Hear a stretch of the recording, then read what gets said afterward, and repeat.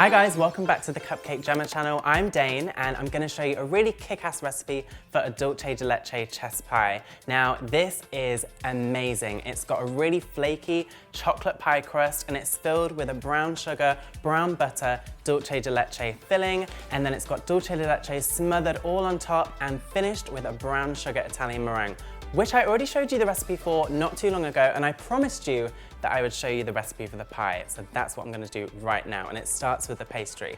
So in my bowl already, I've got 230 grams of plain flour, and then to that, I'm gonna add 40 grams of cocoa powder and half a teaspoon of salt.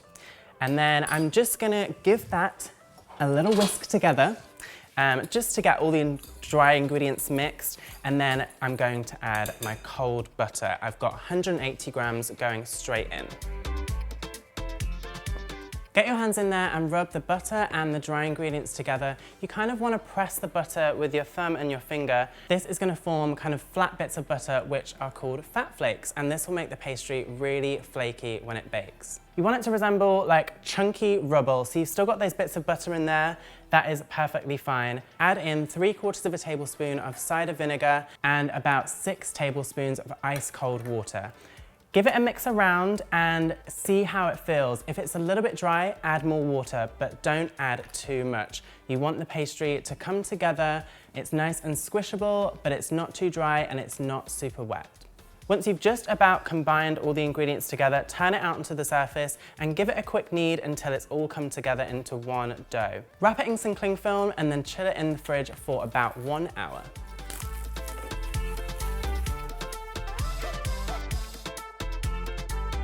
Pastry has been chilling out in the fridge for about an hour. It's a little bit firmer. We're gonna unwrap it and get rolling. Now, don't forget to flour the surface liberally and always have a little pot by the side of you. It's very handy. Pop it on the surface and sprinkle a little on top and on the rolling pin. And I'm just gonna roll it out until it's kind of a long rectangle shape. So keep it quite, don't roll it out to a round, because we're going to do some folds in a moment.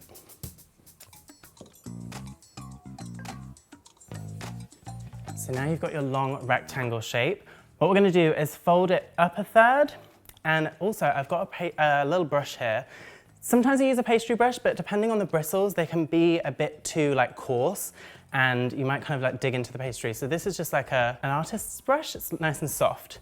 So we've folded it up a third, dusted off the flour, and then I'm going to fold the top bit down a third, so it looks like this, and then dust off the excess flour, and we're going to fold it this way. So like you're closing a book. Dust off the excess flour again, and this will go back into the fridge to chill for another 40 minutes.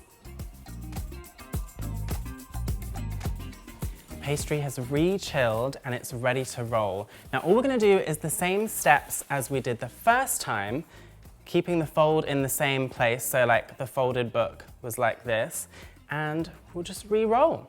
Add a bit more flour if you need it so the pastry doesn't stick, and when you're rolling out, remember to have a nice even pressure so that the thickness of the pastry is the same throughout.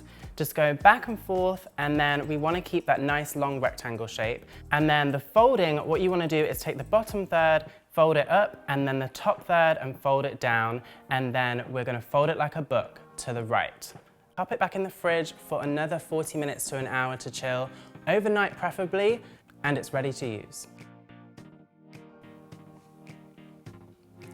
This pastry has been chilling out in the fridge overnight. It's one I made yesterday, and it's ready to use. So I'll pop a little more flour on here, and we'll get to rolling. This time we're not doing any rolls and folds, so we're just rolling this out to a nice big square circle, and we want it to be about 1/4 centimeter thick.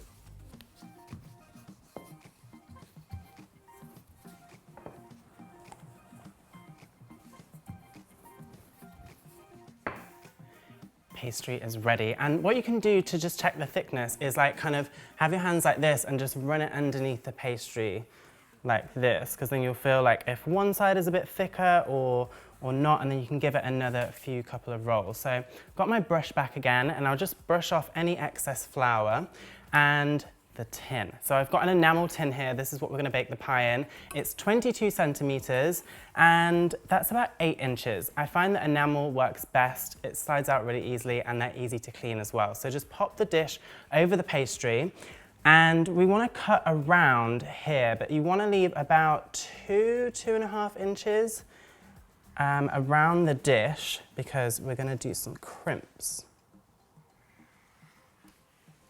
There we go, that's all cut. And just take away the excess pastry, and we have this round. Now just lift it up carefully, if you can, like this, just with both hands, confidently and swiftly. And just lay it down into the tin so that it overhangs. And just try and get it in the center so you've got like the same amount of overlap all the way around. And then if it sticks to your fingers, I like to just like flour my knuckle a little bit so that when you push in here in the side to just make it flush to the tin, it doesn't stick. So keep going all the way around until the pastry is flush to the tin. Then you'll have some excess around the edge, so you want to just trim that with some scissors so that you're left with about 2.5 centimeters all around the side of the dish. I just had a little bit of excess on one side only. Next, all we're going to do is, with the excess pastry, just fold it underneath like so. So you're kind of tucking it round, and it's almost getting twisted like a rope.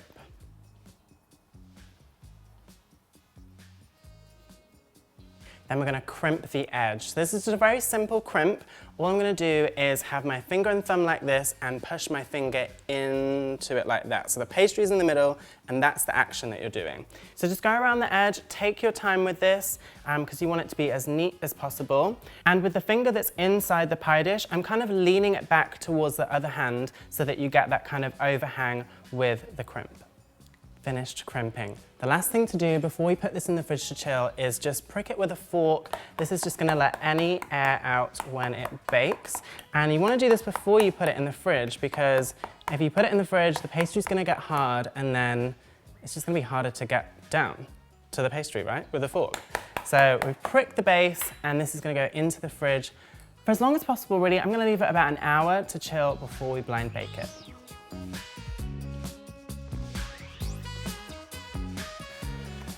My pastry case has been chilling out in the fridge for about an hour. It's nice and firm, and now we're gonna blind bake it, which means filling it with some sort of baking bean or lentil, but we're gonna fill it with some paper. Just grease-proof, and scrunch it up so that it sits nicely in all the little crevices.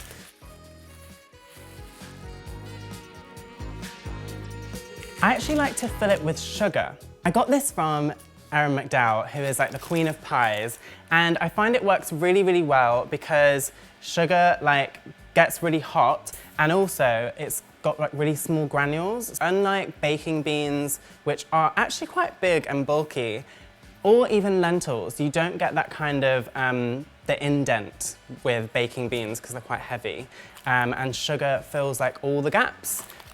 So just push it into like the crimps. Make sure that it's all nice and compact down. And I've already got my oven preheated to 180 degrees, and this is going to go in for 25 minutes.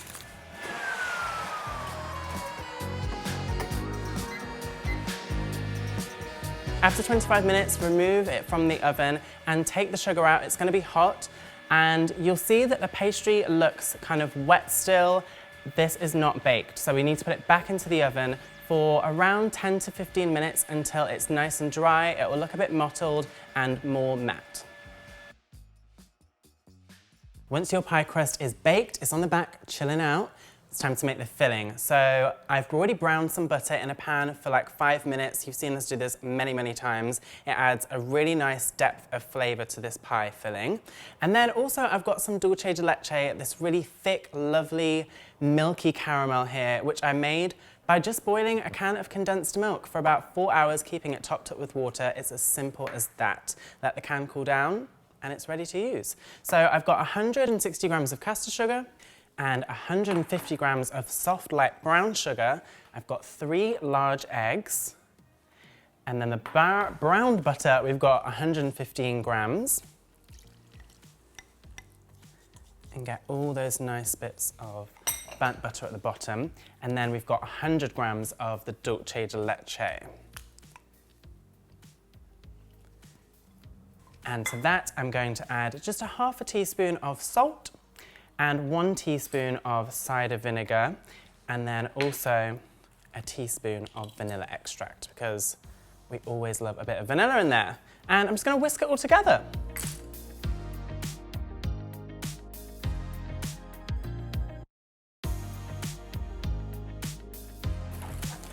Once the mixture is nice and smooth, it's ready to pour into our pie crust. So we'll grab this back, pour it all in.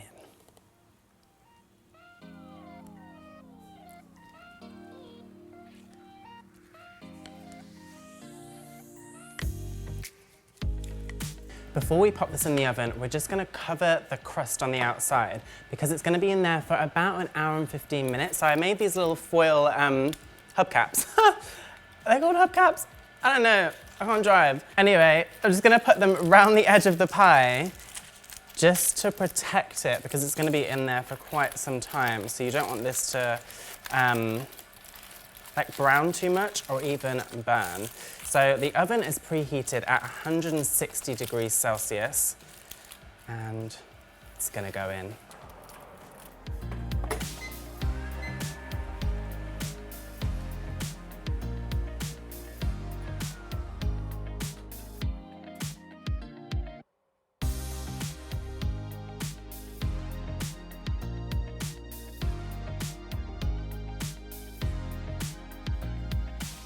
Back with my pie. It's been chilling out in the fridge.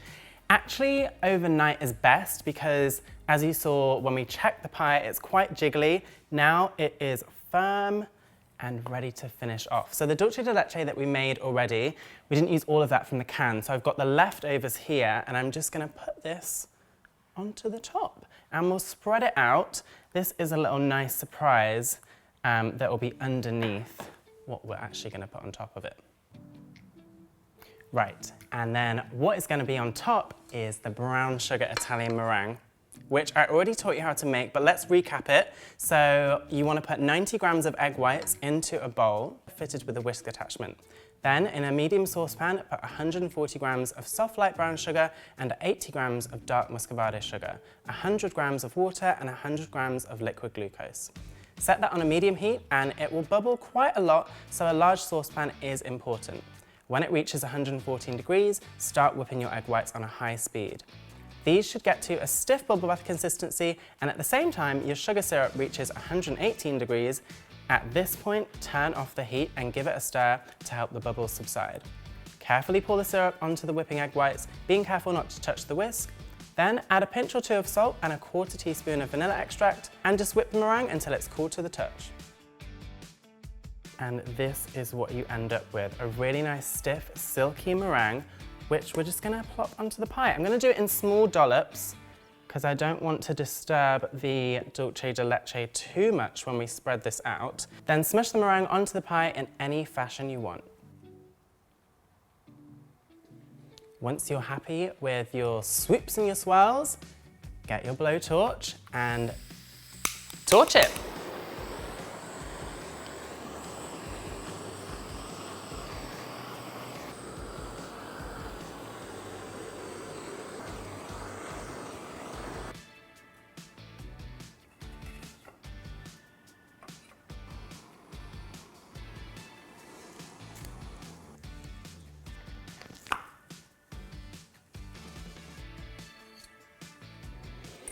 I cannot wait to dig into this. Okay.